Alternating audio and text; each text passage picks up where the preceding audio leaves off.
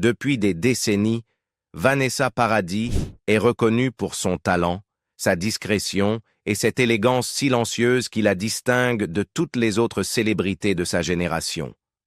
Mais en 2025, ce qui surprend le plus n'est pas la longue liste de ses accomplissements. C'est la vie qu'elle s'est construite à huis clos, une existence façonnée par la fortune, l'immobilier et une forme inattendue de luxe. Ses maisons, ses investissements, son empire financier, rien de tout cela n'est arrivé du jour au lendemain et rien n'est venu sans prix à payer.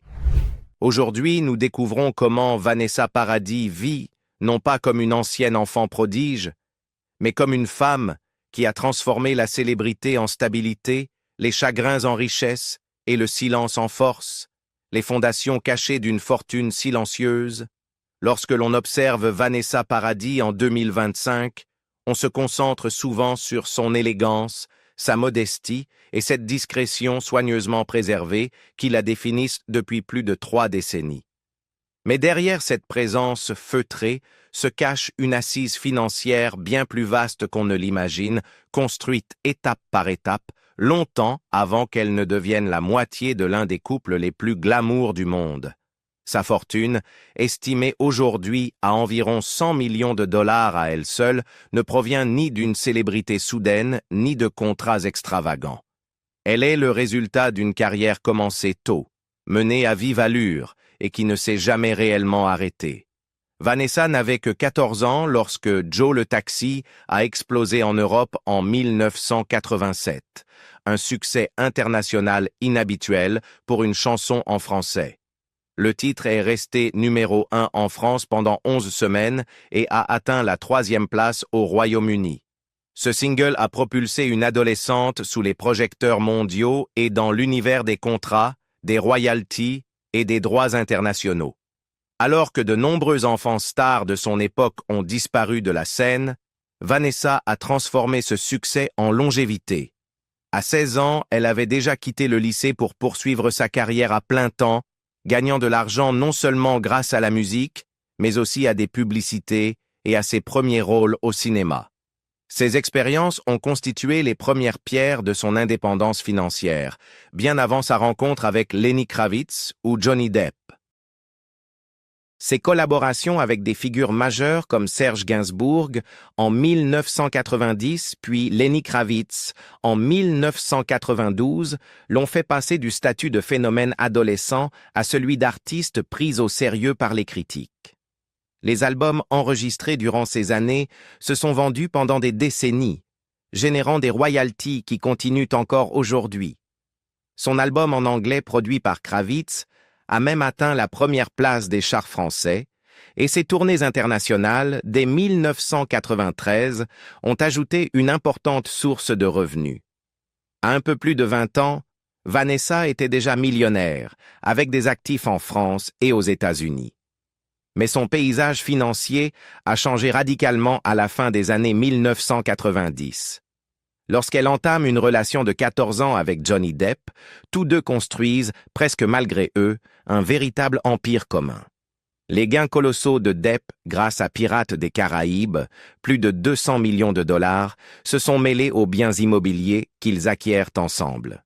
La maison de Meudon, près de Paris, une île privée aux Bahamas, un palais vénitien d'une valeur avoisinant les 10 millions d'euros, plusieurs maisons à Los Angeles ainsi que des propriétés à Hawaï et en Angleterre. Même sans mariage, la richesse accumulée en tant que famille a offert à Vanessa une stabilité unique au moment de leur séparation en 2012. À l'aube de la quarantaine, Vanessa Paradis s'était déjà assurée, dans le silence, une fortune bâtie grâce à la musique, au cinéma, au mannequinat, à l'immobilier et à des décisions financières disciplinées. Son luxe aujourd'hui n'est pas l'excès, c'est la sécurité, façonnée par la vie qu'elle a menée et les choix qu'elle a faits. Et en 2025, cette sécurité s'étend aux maisons qu'elle conserve, aux propriétés qu'elle a préservées et à l'indépendance qu'elle n'a jamais abandonnée. Un empire immobilier construit dans le silence. L'un des aspects les plus surprenants de la vie de Vanessa Paradis en 2025 est l'ampleur et la diversité des propriétés liées à son nom, ou autrefois liées à celui-ci. Bien qu'elle n'ait jamais exhibé sa richesse, la réalité est qu'elle a vécu pendant des décennies au sein d'un réseau de résidences dont bien des célébrités hollywoodiennes ne pourraient que rêver. Certaines lui appartenaient entièrement. D'autres étaient partagées avec Johnny Depp durant leurs 14 années de vie commune. Mais toutes révèlent de la même logique. Vanessa a construit son confort non par extravagance, mais grâce à des choix intelligents et une stabilité à long terme. Durant les années Depp-Paradis, le couple a discrètement accumulé un vaste portefeuille immobilier réparti dans plusieurs pays.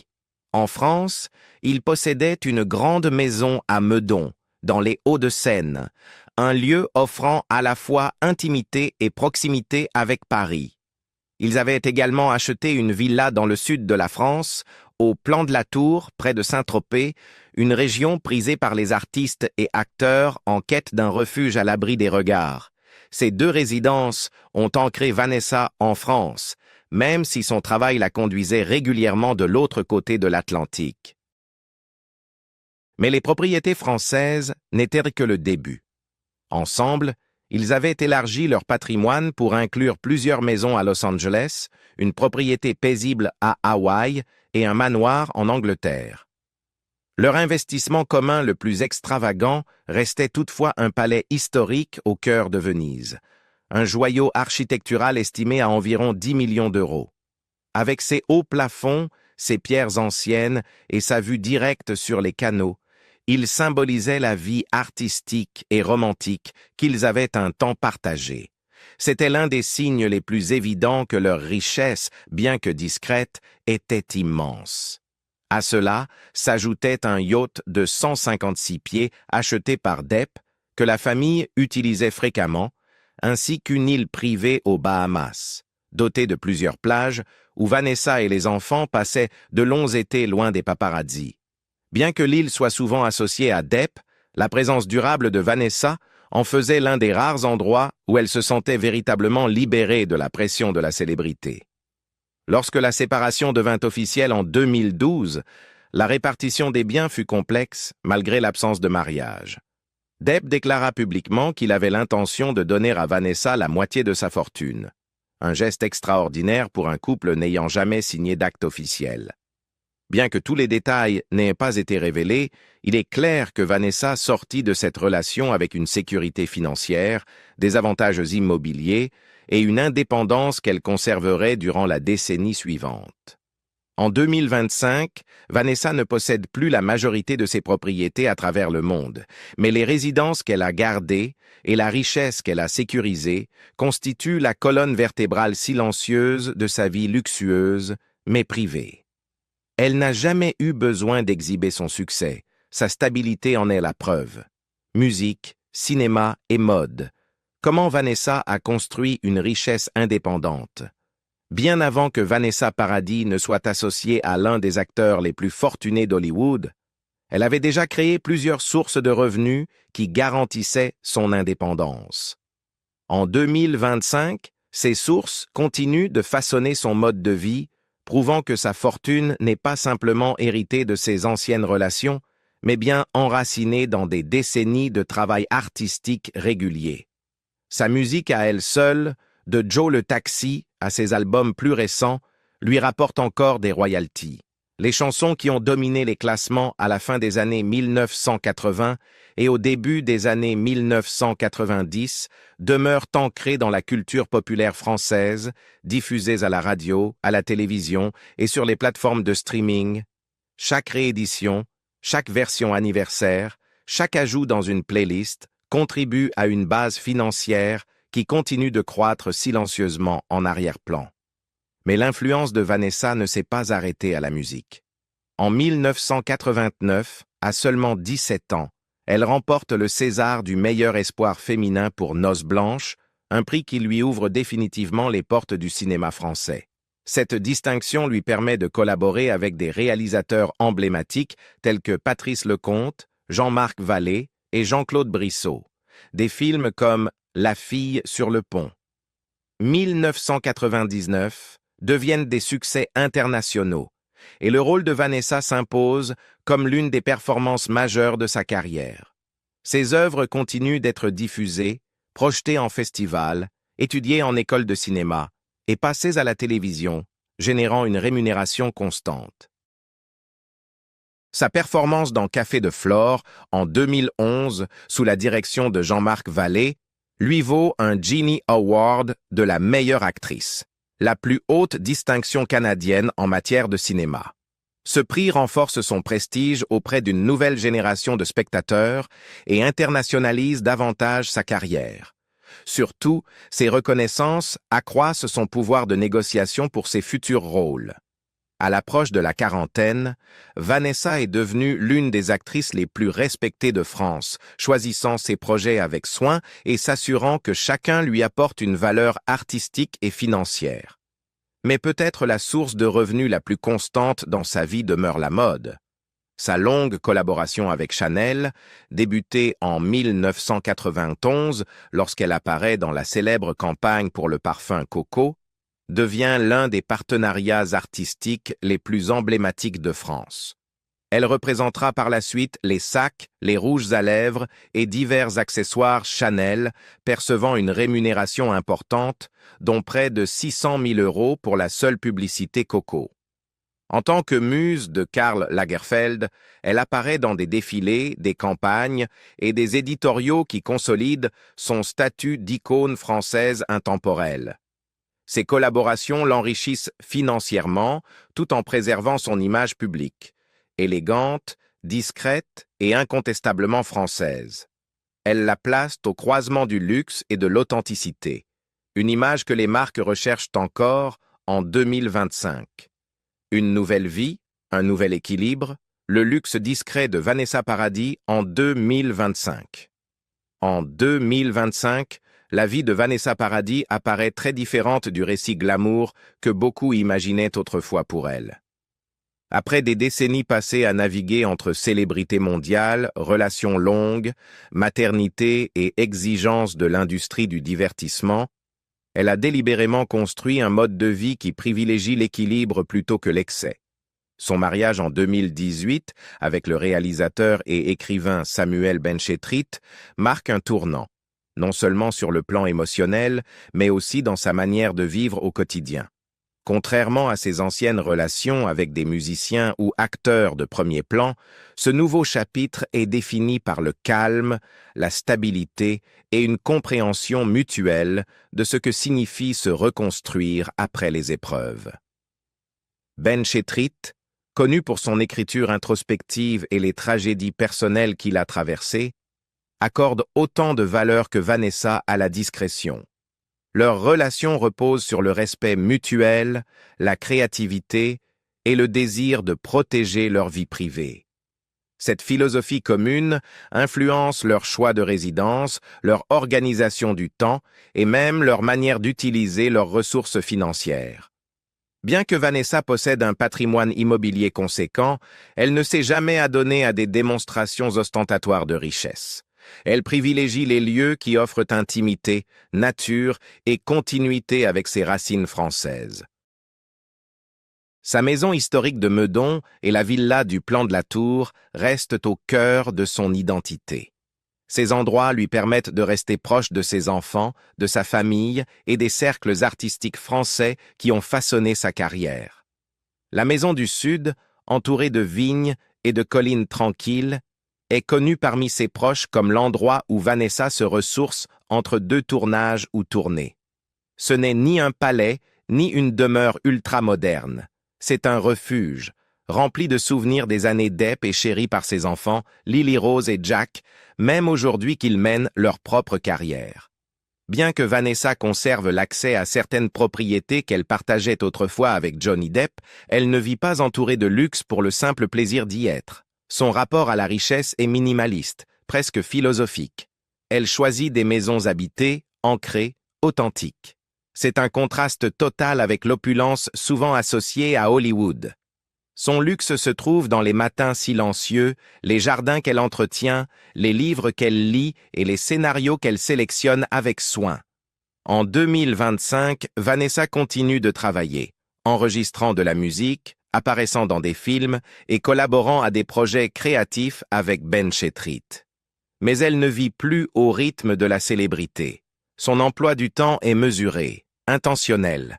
Elle préfère les petits plaisirs de la vie au chaos du glamour d'antan. Et grâce à sa stabilité financière, elle peut choisir quand travailler, quoi accepter et quoi refuser.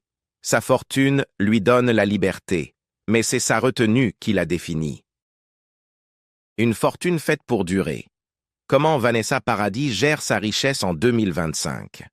Bien que Vanessa Paradis n'ait jamais renvoyé l'image d'une célébrité mogul traditionnelle, son architecture financière en 2025 révèle une stratégie étonnamment sophistiquée. Sa fortune, estimée à environ 100 millions de dollars, est le fruit de plus de 3 décennies de travail diversifié. Mais le véritable secret réside dans la manière dont elle a préservé et fait croître cette richesse à travers les évolutions de l'industrie et les étapes de sa vie. Contrairement à de nombreuses stars qui dépendent fortement d'une seule source de revenus, Vanessa a construit un écosystème financier protecteur autour d'elle, bien avant qu'il ne devienne courant pour les artistes de penser comme des investisseurs. Sa musique demeure une base fiable. Les royalties de ses premiers succès, notamment Joe le Taxi, continuent de s'accumuler grâce aux diffusions radio, aux plateformes de streaming, aux émissions télévisées, aux documentaires et aux compilations nostalgiques. Ses droits, perçus sur plusieurs continents, lui assurent une stabilité à long terme. Mais ses albums ultérieurs, comme Bliss, Divini Deal, Love Songs et Les Sources, ont ajouté une autre dimension. Bien qu'ils n'aient pas atteint le phénomène mondial de Joe le Taxi, ils ont généré des revenus réguliers tout en consolidant sa crédibilité artistique. Avec le temps, cette crédibilité lui a permis d'obtenir des cachets plus élevés pour ses concerts, festivals, collaborations et apparitions spéciales. Le cinéma joue également un rôle central.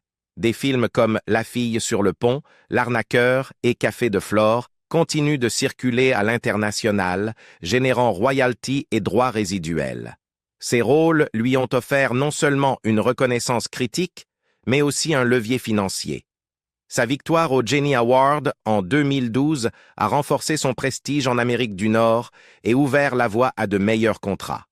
De plus, L'arnaqueur lui a rapporté à elle seule près de 700 000 €, preuve que des rôles choisis avec soin peuvent surpasser une longue liste de projets moins marquants. Mais la mode et la publicité ont été les véritables accélérateurs financiers.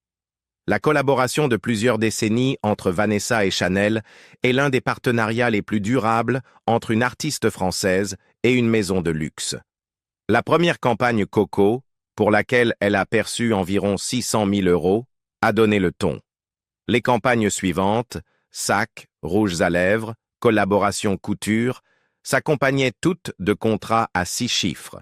Combinées à ses travaux pour Miu Miu et d'autres marques, ces collaborations constituent une part importante de sa richesse accumulée. Elles maintiennent aussi sa visibilité, tout en demandant beaucoup moins de temps que la musique ou le cinéma. Au-delà de ses revenus directs, Vanessa a bénéficié des biens accumulés durant ses années avec Johnny Depp. Leur empire immobilier, évalué autour de 300 millions de dollars à l'apogée de leur relation, a fourni une assise financière conséquente. Même après leur séparation, Depp avait publiquement déclaré son intention de lui donner la moitié de sa fortune, reconnaissant les années qu'ils avaient passées ensemble à élever leurs enfants et à bâtir une vie commune. Bien que tous les détails restent privés, Vanessa est sortie de cette rupture financièrement sécurisée avec des actifs durables qui continuent de prendre de la valeur. Voiture, choix et philosophie d'un luxe sans excès. S'il existe une idée reçue à propos de Vanessa Paradis, c'est celle qui suppose qu'une fortune comme la sienne implique nécessairement une vie entourée d'extravagance. Voitures de sport multiples, collections haut de gamme ou achats de luxe incessants, comme on en voit souvent chez les célébrités. Mais en 2025, Vanessa demeure une exception. Son luxe est intentionnel plutôt qu'exhibé, façonné par la praticité, le confort et une aversion instinctive pour tout ce qui paraît ostentatoire. Même dans le domaine automobile, où de nombreuses stars se montrent le plus volontiers, Vanessa préfère la simplicité, la fiabilité et la discrétion. Tout au long de sa vie adulte, on l'a vu conduire des véhicules modestes mais élégants. Modèles européens compacts, berlines sobres, voitures choisies pour le confort plutôt que pour le prestige. Ses proches racontent qu'elle a toujours apprécié la sensation de pouvoir entrer dans une voiture sans attirer les regards. À l'inverse des célébrités hollywoodiennes friandes de bolides exotiques, Vanessa ne possède que ce qui lui est nécessaire. Ce n'est pas par prudence financière. Elle n'a aucun manque de ressources, mais par habitude de vie. Elle a toujours privilégié la paix au spectacle. Après des années passées à gérer les paparazzis et la pression de la visibilité publique, elle a compris que le plus grand luxe consiste à passer inaperçu, non à se démarquer. Ses habitudes de voyage suivent la même philosophie. Lorsqu'elle se rend à Los Angeles ou qu'elle rejoint sa fille Lily Rose pour des réunions familiales, elle loue une voiture au lieu de maintenir une flotte à l'étranger. En France, elle fait parfois appel à un chauffeur pour ses engagements professionnels, mais dans sa vie privée, elle conduit elle-même.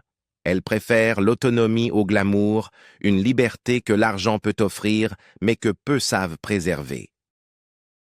Cette approche discrète s'étend à tous ses choix de dépenses. Vanessa investit beaucoup plus dans les expériences que dans les objets, du temps dans le sud de la France, la tranquillité de sa résidence de Meudon, des retraites consacrées à l'écriture ou aux répétitions et de longues journées avec ses enfants lorsque leurs horaires le permettent. Ces choix reflètent une maturité forgée par des décennies sous les projecteurs. Elle a été témoin des ravages causés par l'excès dans le monde du divertissement, dépenses incontrôlées, dépendance au luxe, insécurité dissimulée derrière les possessions. Elle vit consciemment à l'opposé de ce modèle. Pour autant, Vanessa ne se prive pas de confort. Ses maisons sont aménagées avec chaleur, œuvres d'art de créateurs français et objets accumulés au fil de ses voyages.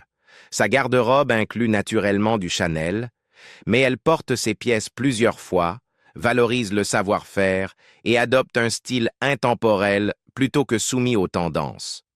Pour elle, le luxe, c'est la longévité. Des objets qui traversent le temps, des maisons qui racontent une histoire et des choix qui demeurent significatifs bien après le départ des caméras. Vanessa Paradis a vécu une vie façonnée par le talent, la discipline et des décisions qui l'ont tenue éloignée du chaos de la célébrité. Ses maisons, sa fortune et son luxe discret en 2025 ne sont pas des symboles d'excès.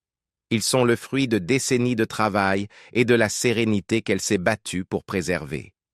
Alors la question est simple, quelle facette de son mode de vie vous a le plus surpris? Dites-le nous en commentaire et n'oubliez pas d'aimer la vidéo et de vous abonner pour découvrir d'autres histoires sur la vie derrière les légendes.